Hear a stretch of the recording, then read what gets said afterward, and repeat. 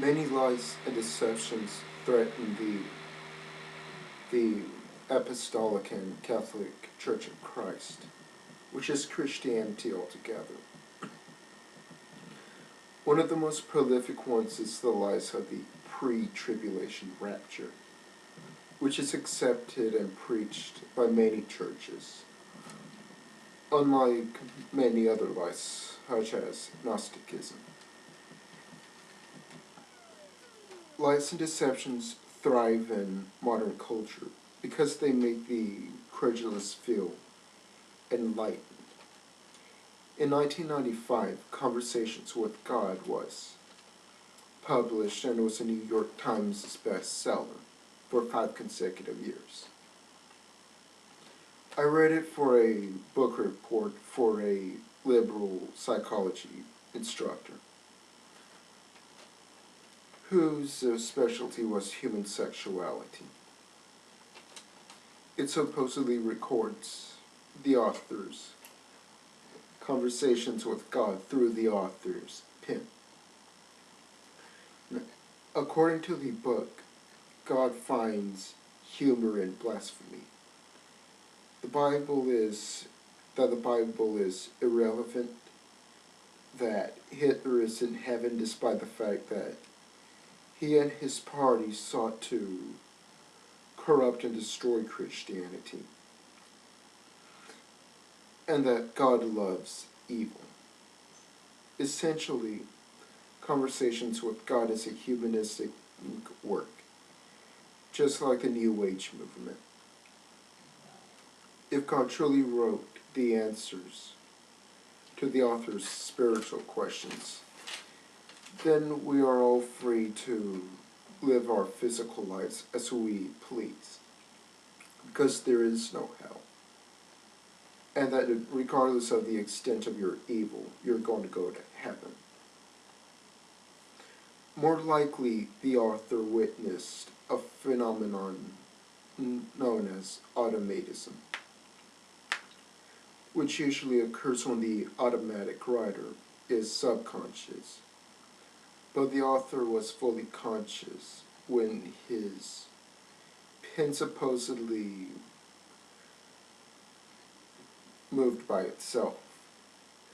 There is also a very high chance that the author fabricated his conversations to use religion to take advantage of credulous people. Whatever the case may be, Conversations with God sold literally millions of copies.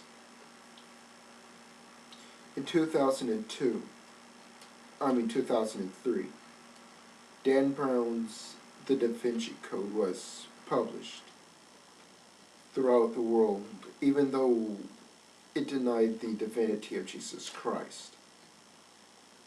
And it said that he had a child with Mary Magdalene, and that his bloodline can be traced to modern times.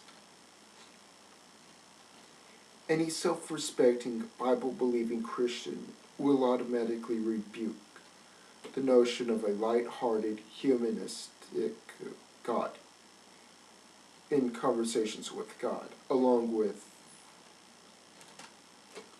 the non-defined child-rearing Jesus in the Da Vinci Code. But there is a deception that millions of Christians have fallen for: the pre-tribulation rapture, which originated in the 19th century by the theologian John Nelson Darby. C.I. Scofield picked up the theory and published it in the footnotes of the Scofield Reference Bible,